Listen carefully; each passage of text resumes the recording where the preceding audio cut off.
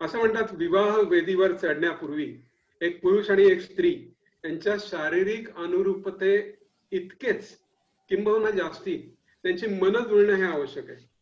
नुसतं तेवढंच नाही तर यामध्ये दोन कुटुंब एकत्र येतात, त्यांचा वंश पुढे जाणार असतो, एकमेकांच्या अपेक्षांची पूर्ती करायचे, समाजात मान मरातब कीर्ती मिळवायचे.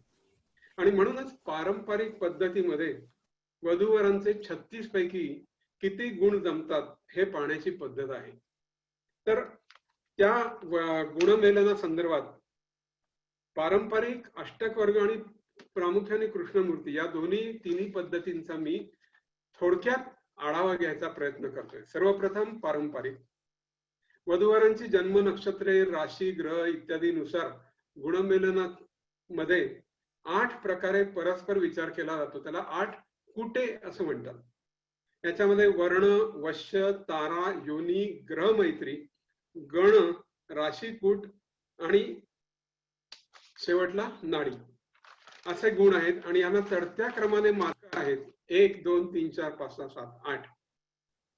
तर आता असं झालेलं आहे की शेवटले जे 4 आहेत म्हणजे ज्याला आपण नाडी गुण, त्याच्या अगोदरचा राशीकूट, गण आणि ग्रह मैत्री या 4ला 5, 6, 7 आणि 8 म्हणजे जवळजवळ 26 गुण आहेत. आणि पहिल्या 4ला फक्त 10 गुण आहेत. म्हणजे असे 36 गुणांची विभागणी खरं पाहायला गेलं तर थोडीशी इम्बॅलन्स किंवा थोडी असंतुलित वाटू शकते.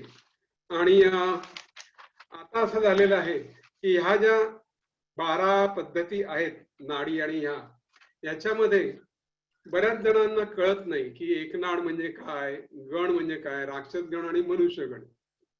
अशी 2 माणसं एकत्र आली तर काय राक्षस गणाचा माणूस तिला खाऊन टाकतो का काय करतो, आणि राशीकूट म्हणजे काय वगैरे वगैरे. तर साधारणपणे 36 पैकी 18 गुण जमले की लोक पुढे जातात, आणि 18 गुणापेक्षा कमी गुण जमले असं दिसलं की ते पत्रिका बाजूला टाकतात, ते स्थळ नको म्हणून सांगतात. आता ह्याच्या बाबतीत थोडंसं मी असं म्हणेन, बऱ्याच लोकांचं एक ऑब्जेक्शन असतं ज्योतिषाच्या बाबतीत सुद्धा की युरोपियन किंवा पाश्चिमात्य देशात कुणीच पत्रिका पाहत नाहीत, पत्रिका मॅचिंग हा कन्सेप्टच नाहीये, आणि तरी देखील तिथे लग्न होतातच ना. तर त्याच्यावर एक छोटं उत्तर असं आहे की त्या ठिकाणी घटस्फोटांचं प्रमाण किती आहे हेही पहा. जवळजवळ 30-40% घटस्फोट आहे, आणि एकच नव्हे तर 3-3, 4-4 घटस्फोट घडून येतात. दुसरं उदाहरण लोक विचारतात प्रेमविवाह, तिथे कोणी पत्रिका बघत नाहीत, मग ते कसे टिकतात? तर आपण म्हणतो ना की प्रेमविवाहामध्ये देवानेच त्या गाठी स्वर्गात बांधलेल्या असतात. त्यामुळे खरं तर प्रेमविवाहामध्ये अगोदर किंवा नंतर पत्रिका बघू नये. पण माझ्याकडे मुद्दाम अशा माहितीत काही पत्रिका आहेत की ज्यांनी प्रेमविवाह केला 30-40 वर्षापूर्वी किंवा 15-20 वर्षापूर्वी, आणि अतिशय गोडी गुलाबीने सगळे ते वावरतात आजही. तर अशा लोकांच्या जर पत्रिका आपल्याला पाहायला मिळाल्या तर साधारणपणे 70% पत्रिका अप्रतिम मॅच होतच असतात, सुमारे 25, 26, 27 गुणांपेक्षा जास्ती. आणि मग उरले किती? 30% प्रेमविवाह. त्या 30%मध्ये भारतामध्ये घटस्फोटाचं प्रमाण अप्रॉक्सिमेटली 10% असं धरलं तर त्या 30%मधले 10% म्हणजे 3 किंवा 4 प्रेमविवाह फेल जातात असं आपण म्हणतो. आणि मग म्हणूनच जर प्रेमविवाह पण यशस्वी होत असतील तर उरलेले आता आपण जे पाहतोय हे पत्रिका मॅचिंग. आता म्हणल्याप्रमाणे 18 गुणांपेक्षा जास्ती जर गुण असतील तर लोक म्हणतात की मॅच हरकत नाही, चांगली मॅच आहे, गो अहेड. आता बऱ्याच वेळेला पंचांगामध्ये एक कॉलम दिलेला आहे, वधूची नक्षत्र, वराचं नक्षत्र आणि त्यांचं एक्सेल फाईल प्रमाणे एक कॉमन जो सेल असतो त्या सेल वरून आपल्याला कळतं की यांचे किती गुण जमलेत आपापसात. आणि ते 18 पेक्षा जास्ती असले की दोघेही आईबाप दोघांकडले खुश होतात, म्हणतात चला चला पुढे. आणि मग त्यावेळेला इतर कुठल्याही गोष्टींचा विचार सुद्धा करत नाही. प्रथम आपण दुसऱ्या गोष्टीकडे जाऊ की जिथे 18 पेक्षा कमी गुण मॅच होतात. त्या ठिकाणी ते लोक असा विचार अजिबात करत नाहीत की 18 पेक्षा जर कमी गुण मॅच होत असतील पण अदरवाईज दिसायला ते स्थळ चांगलं दिसत असेल तर पुढे जावं का नाही जावं. तर त्याच्या बाबतीत सुरुवात मी जशी केली की एकनाड, त्याच्यानंतर गण, राशीकूट आणि ग्रहमैत्री हे जे 4 फॅक्टर आहेत हे बघणं आवश्यक आहे. आता एकनाड हा जो पूर्वापार चालत आलेला दोष आहे त्याच्यापैकी आजकाल पंचांगात दिलेला आहे 5-14 वरती एक सोल्युशन टेबल दिलं जाते पंचांगात सुद्धा. त्याच्यामध्ये एकनाथचा प्रॉब्लेम हा 75% सॉल्व्ह होतोय. म्हणजे 36 प्रकारामध्ये एकनाथ प्रॉब्लेम येत असेल तर त्यातले 27 प्रकार हे ओके झालेले आहेत. म्हणजे तो प्रॉब्लेम बऱ्यापैकी सॉल्व्ह झालेला आहे. आता तरी देखील जर एकनाथ हा प्रॉब्लेम राहत असेल आणि त्यामुळे 8 गुण जात असतील तर काय करावं? तर त्याच्यासाठी दोघाही बाजूनी, कारण असं म्हणतात एकनाथमध्ये म्हणजे असा एक समज आहे की एकनाथमुळे कधी कधी लोकांना संतती धारणेमध्ये उशीर होऊ शकतो किंवा त्रास होऊ शकतो. तर त्याच्याकरता मी एवढंच म्हणेन की हल्ली बऱ्याच जणांचा त्याच्यावर विश्वास नाहीये, पण मग तुम्ही निदान मेडिकल व्यवस्थित करून घ्या, मुलाची मुलीची पॉझिटिव्ह निगेटिव्ह ग्रुप नाही इत्यादी इत्यादी पहा आणि मग पुढे जायचं की नाही हा डोळ्यात डिसिजन घ्या. कदाचित तुम्हाला इतर गोष्टी बघायला हरकत नाही की ज्यामुळे संसार सुख किंवा रादर संतती सुखामध्ये काही अदरवाईज अडथळे नाहीयेत ना पत्रिकेप्रमाणे. हा झाला एक फॅक्टर. दुसरा असतो बऱ्याच जणांना अर्धवट नॉलेज वरून कळलेला तो म्हणजे मांगलिक पत्रिका. मुलगा मांगलिक, मुलगी नॉन मांगलिक किंवा अदर वे राऊंड. अशा वेळेला लोक सरळ म्हणतात की नाही नाही तुमची मुलगी मंगळी आहे, आम्हाला पुढे जायचंच नाही, तुमचा मुलगा मंगळी आहे, आम्हाला पुढे जायचंच नाही. एक साधा सोपा आपण विचार करूया, आपण सगळे ज्योतिषचे स्टुडंट आहोत. कुठल्या पत्रिकेला आपण मंगळी पत्रिका म्हणतो? तर ज्या पत्रिकेत 12 घरांपैकी हाऊस नंबर 12, 1, 4, 7 आणि 8 म्हणजे असा माशाचा जो आकार आहे, त्या 5 घरामध्ये कुठेही जर मंगळ ग्रह असला तर त्या पत्रिकेला मंगळी पत्रिका असं म्हणतात. आता विचार करा, 12 पैकी 5 घरामध्ये मंगळ आहे किंवा असला तर मंगळी पत्रिका, याचा पर्सेंटेज किती होतो स्टॅटिस्टिकली? तर ते साधारण 42 किंवा 43% पत्रिका पर्सेंटेज येतं. याचाच अर्थ ह्या जगात 42-43% माणसं ही मंगळी आहेत असायलाच पाहिजेत स्टॅटिस्टिकली. मग मला सांगा 42-43% हे जे पॉप्युलेशन आहे, this cannot be called as abnormal. Okay, आणखीन एक उदाहरण देतो. आपल्या घरात जेव्हा एखादा विवाह ठरतो किंवा मुंज सुद्धा आपल्या घरी असते कोणाच्याही घरी, तेव्हा त्या कार्याला आपण काय म्हणतो? आपण म्हणतो आमच्या घरी मंगल कार्य आहे, बरोबर? ओके, लग्नामध्ये वधूच्या गळ्यामध्ये वर किंवा नवरा मुलगा जो काही तो हार घालतो त्याला म्हणतात मंगळसूत्र. म्हणजे मंगळसूत्र आणि मंगल कार्य या शब्दामध्ये मंगळाचा एक शुभकारी ग्रह म्हणून विचार केला जातो. म्हणजे तो वाईट कसा असू शकेल? तिसरी गोष्ट, समजा एखाद्या केसमध्ये मुलगा मंगळी आहे आणि मुलगी नॉन मंगळी आहे. विचार करा, असं कपल जर बाहेर फिरायला गेलं आणि फिरता फिरता चालता चालता त्या बाईला कोणीतरी धक्का दिला एखाद्या गुंड मवाली माणसानी. अशा वेळी तिच्या नवऱ्याने त्या माणसाला जर का हात जोडून विनंती केली, अरे बाळा, माझी बहीण ही तुला बहिणीसारखीच आहे, माझी बायको ही तुला बहिणीसारखीच आहे, तू असं नको करू, तुझ्या घरी आई बहिणी नाहीयेत का, वगैरे वगैरे वगैरे. तर तो मवाली माणूस हसत हसत त्याच्याकडे रागाने बघेल, काहीतरी शिवी देईल आणि निघून जाईल. पण त्याच्याच ऐवजी तो जर मुलगा मंगळी असेल तर कदाचित तो पहिली एक खाडकन त्याच्या मुसखडात लावेल आणि मग सांगेल, आता विचार मी तुला का मारली म्हणून. आता मुलीच्या दृष्टीने विचार करा, तिला पहिल्या कॅटेगरीतला मुलगा पसंत येईल का हा दुसऱ्या कॅटेगरीतला? केवळ मंगळी आहे याचा अर्थ तो कायम अग्रेसिव्ह आहे असं नाही, पण तो असर्टिव्ह आहे, आपला मुद्दा बाळगणार आहे. त्यामुळे मंगळाची भीती बाळगू नका, ही पहिली गोष्ट. दुसरी गोष्ट, अनेक पत्रिकांमध्ये मंगळी पत्रिका जर एकाची असेल तर दुसऱ्याच्या पत्रिकेमध्ये त्या मंगळी पत्रिकेला काउंटर बॅलन्स करणारे काही फॅक्टर्स असतात.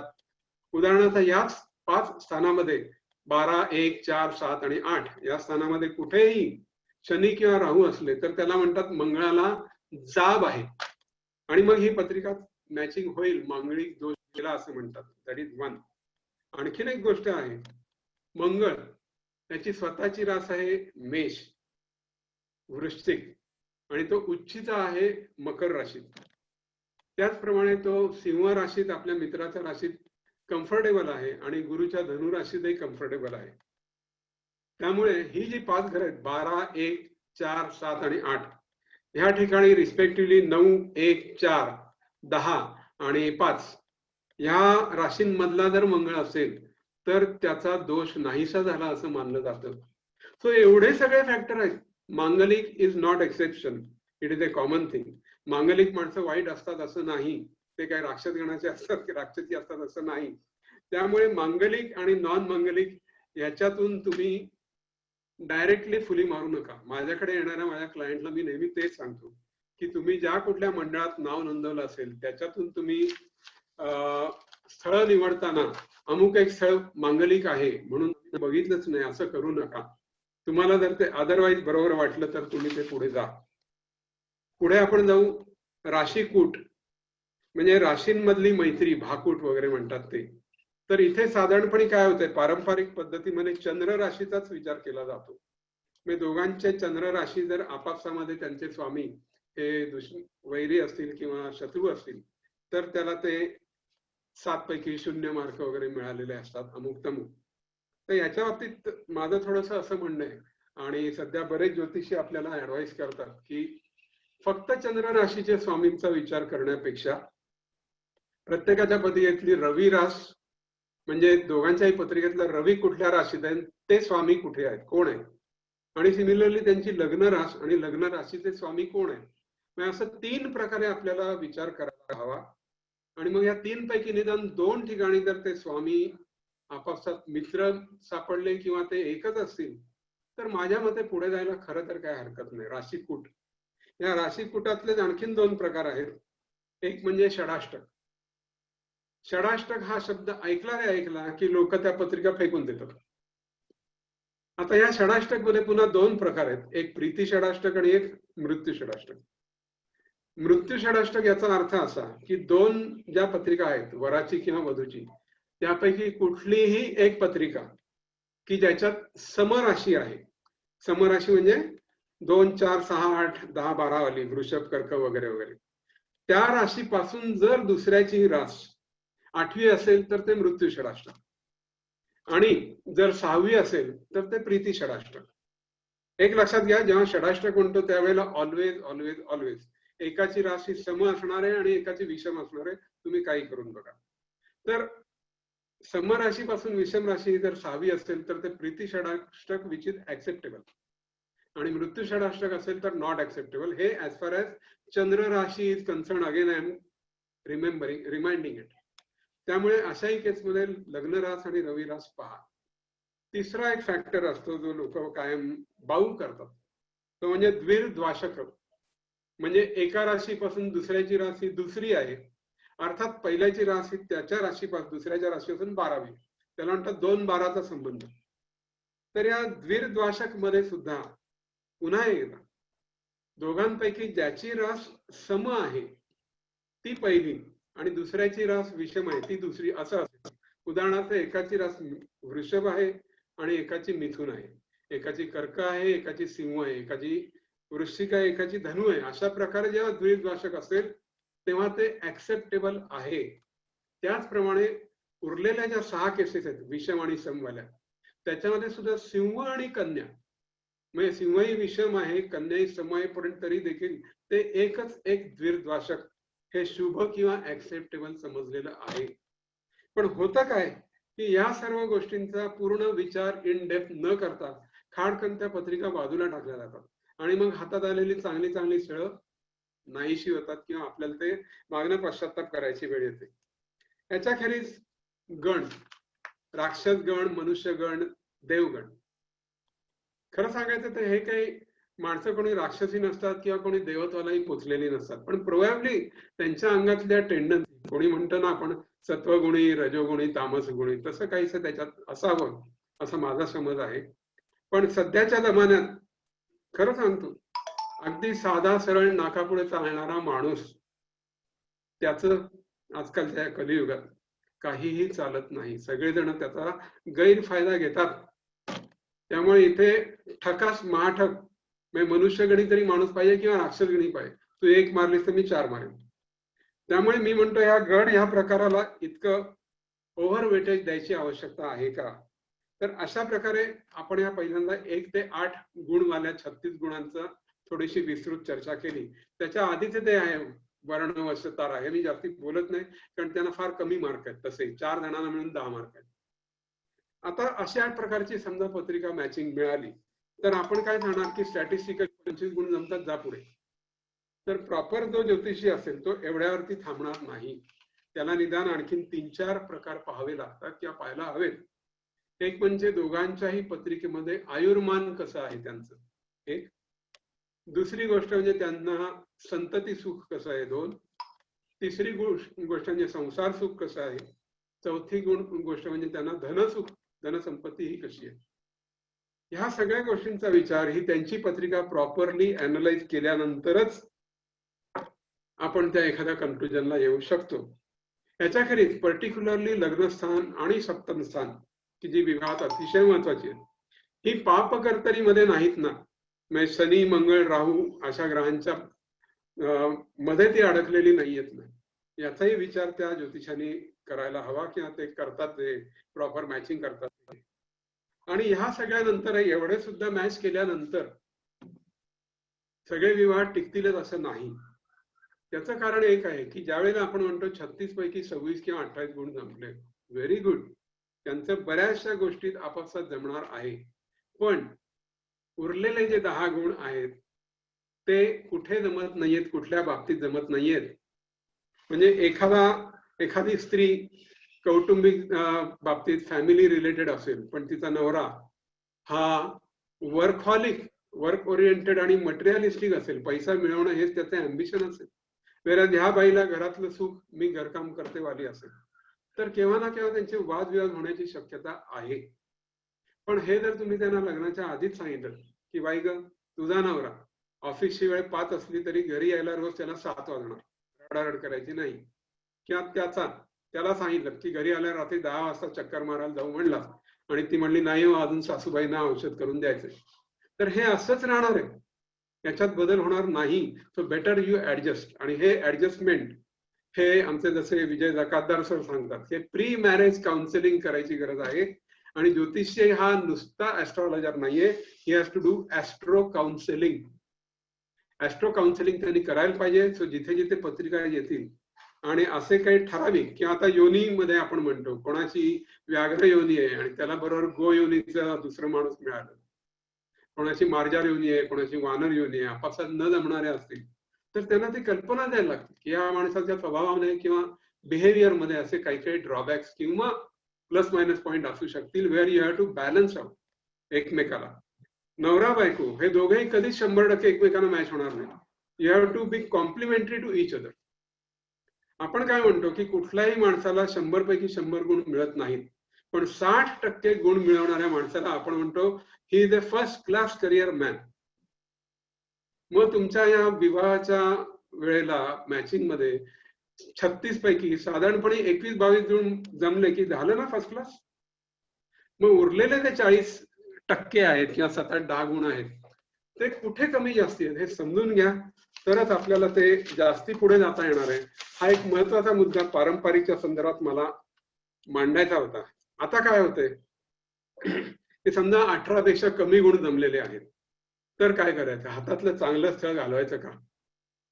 मला सांगा, तुम्हाला काहीतरी रोग होतोय, तुम्ही एका डॉक्टरकडे गेलात, त्याला तुमची लक्षणं सांगितली, त्यांनी त्याच्यावर काहीतरी निदान केलं, औषधं सांगितली, त्यांनी तुम्हाला काही पटलं नाही की हा काय बोलतोय मला काही कळत नाही, मला हा म्हणतोय तसं काही होत नाहीये किंवा बरोबर नाही वाटत आहे, आपण काय करतो की एका डॉक्टरने सांगितलं की तुम्हाला अमुक एक व्यक्तीला कॅन्सर आहे, याचं आत्ताच्या आता उद्याच्या उद्या ऑपरेशन करा, आपण गप्प असतो, उद्या जाऊन ऍडमिट होतो? नाही.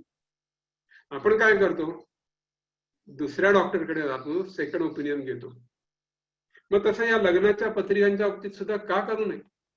समजा 18च्या ही बॉर्डरलाईन 15, 16, 17, 14 गुण जमत असतील, तर आपण दुसऱ्या एखाद्या पद्धतीने मॅच मेकिंग कसं होतंय हे बघायला काय हरकत. आणि याच्यासाठी माझं असं म्हणणं आहे की आपण दुसऱ्या पद्धतीने सुद्धा बघायला हरकत नाही. कारण काय माहितीये का की पंचांगात दिलेलं गुणमेलन कोष्टक हे ढोबळमानाने दिलेलं आहे.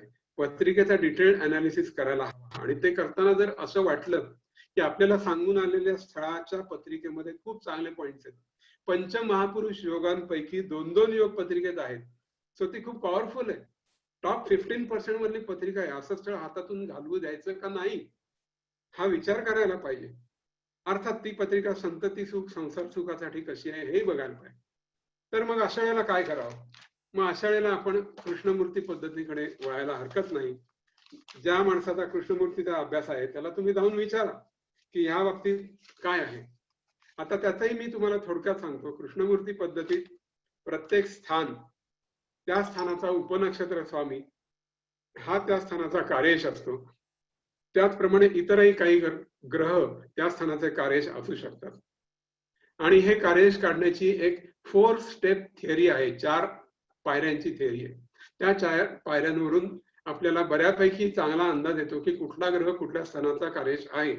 म्हणूनच पारंपरिकपणे ज्या वेळेला गुरु आणि चंद्र या ग्रहांना आपण खूप शुभ मानतो कुठल्याही बाबतीत, तेच ग्रह जर कृष्णमूर्तीप्रमाणे 2, 7, 11च्या ऐवजी 6, 8, 12चे कार्येश होत असतील तर कदाचित या गुरुचंद्राच्या दशे अंतर्दशेत केलेले विवाह फ्लॉप जाऊ शकतात. असा हा थोडा बेसिक फरक आहे. कृष्णमूर्ती पद्धतीमध्ये बेसिकली 6 फॅक्टर्स दिलेले आहेत, 6, आणि 4 स्टेप मेथडने त्याच्यावरती काम केलं जातं. पहिल्या प्रथम असतं ते गुणमेलन. सुरुवातीला मी म्हणलं त्याप्रमाणे स्वभाव, दोघांचेही स्वभाव जमल्याशिवाय त्यांचं लग्न यशस्वी होणार नाही.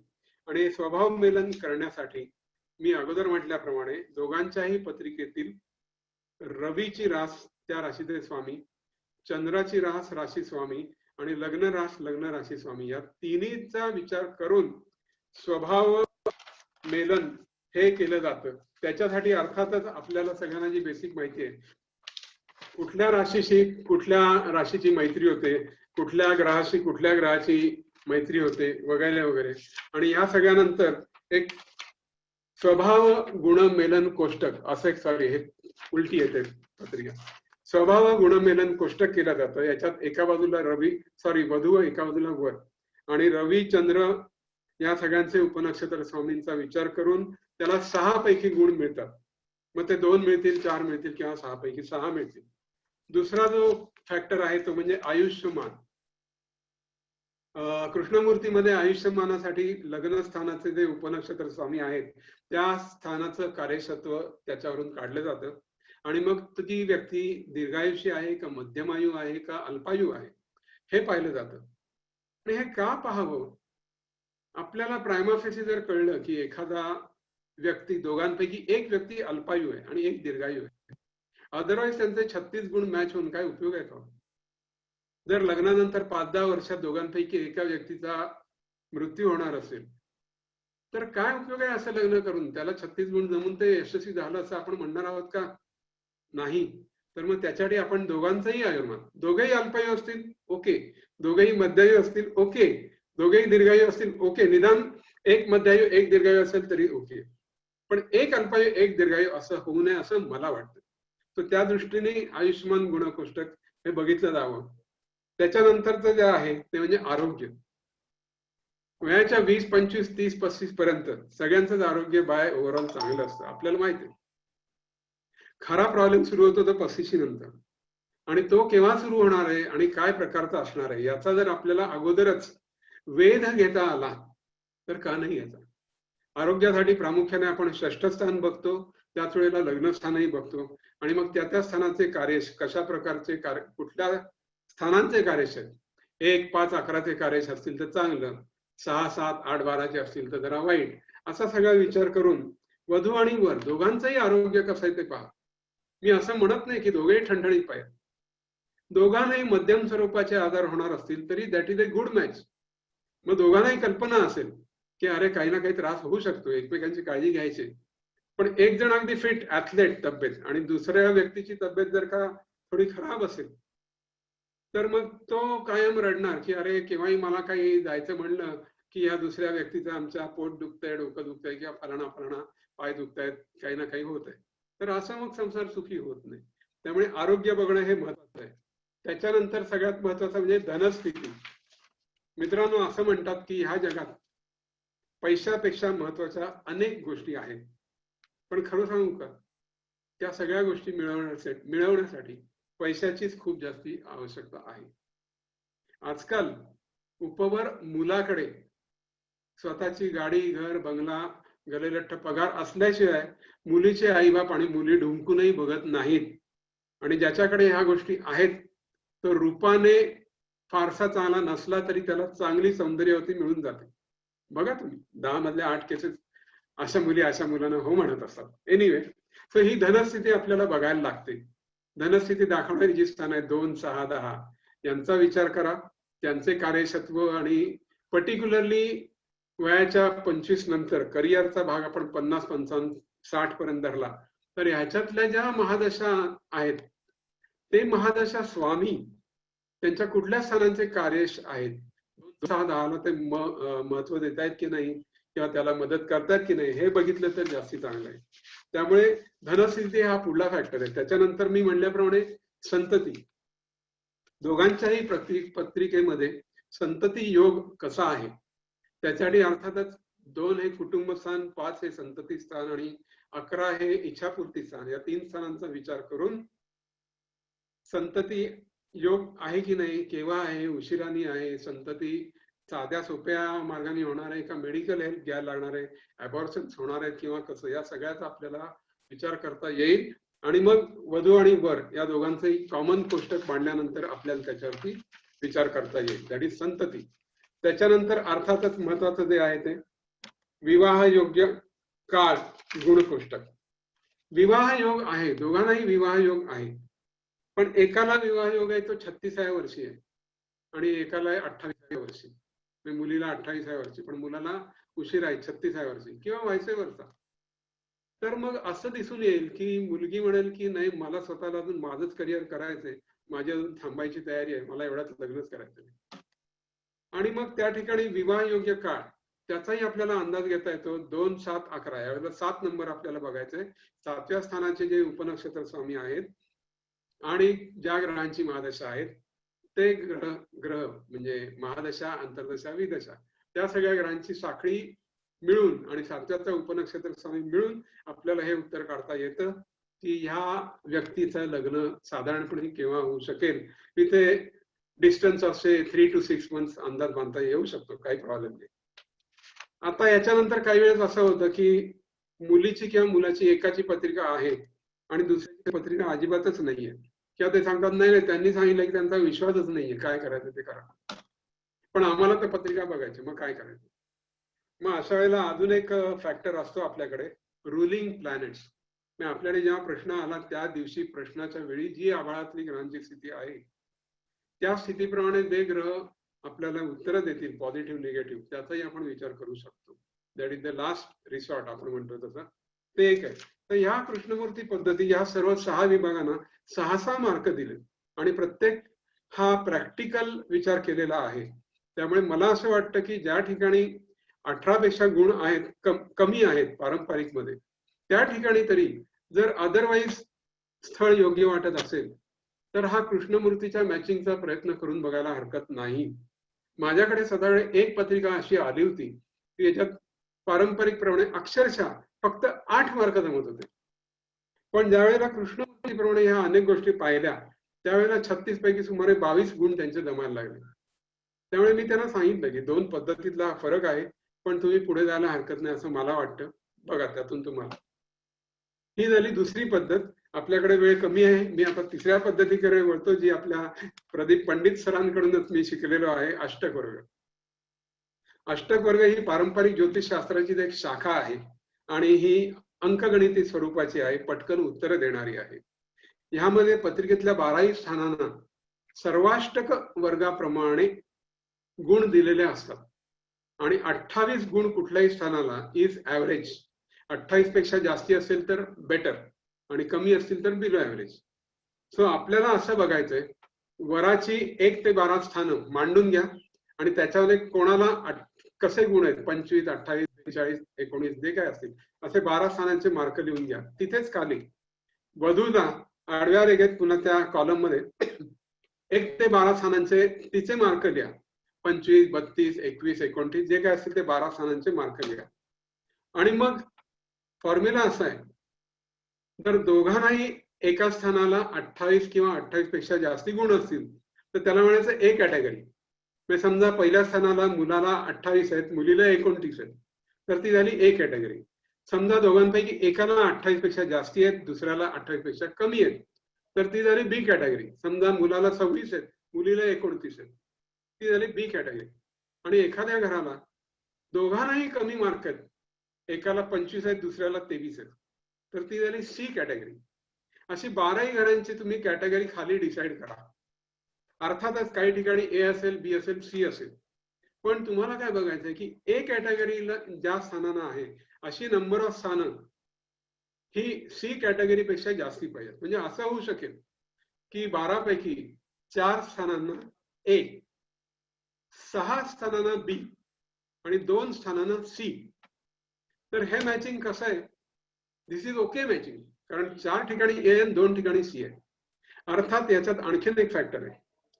आपण ते विवाहासाठी महत्वाची जी स्थानं धरतो 2, 5, 7, 11 ह्या 4 स्थानांचा पण मॅचिंग प्रामुख्याने पहा जर विवाहाचा विचार करायचा असेल तर. आणि त्या ठिकाणी ह्या 4 पैकी निदान 2 ए आणि बी असतील आणि एखादं सी असेल तर may be you can accept that. Plus मी असं म्हणेन की समजा दोघांपैकी एकाला 25 मार्क आहेत पण दुसऱ्याला त्या ठिकाणी साधारणपणे 32 मार्क आहेत, तर दोघांचे मिळून टोटल होते त्या स्थानासाठी 57. दोघांचं मिळून ऍव्हरेज होतं 28 आणि 28 56. तो ह्याला म्हणतात कॉम्प्लिमेंटरी. 28 आणि 28 56च्या ऐवजी 25 आणि 32 57 आले तर ते आपल्या दृष्टीने समाधानकारक आहे असं म्हणायला हरकत नाही. त्यामुळे अशा प्रकारे हे मी साधारणपणे पारंपरिक आणि ह्या दृष्टीने मी विवाह गुणमेलनाचं अनालिसिस केलंय. बऱ्याच जणांचा याच्यावरती विश्वास असतो किंवा नसतो, पण ज्यांचा विश्वास आहे, आपण काय म्हणतो की श्रद्धा असणं महत्वाचं आहे. तो ज्यांचा विश्वास आहे त्यांना जर ते आपल्याकडे विचारायला आले तर आपण आपल्याकडून जास्तीत जास्त चांगलं मार्गदर्शन करायचा प्रयत्न करावा. आणि म्हणूनच जसं मी म्हणलं सेकंड ओपिनियन, तसं एका मेथडनी जे उत्तर आलं ते दुसऱ्या मेथडनी आपण आवश्यकता असल्यास क्रॉस व्हेरीफाय करून पाहावं. आणि तिथेही जर आन्सर निगेटिव्ह यायला लागलं तर आपण हात जोडून सांगावं बाबा रे माझ्या दृष्टीने हे होत नाहीये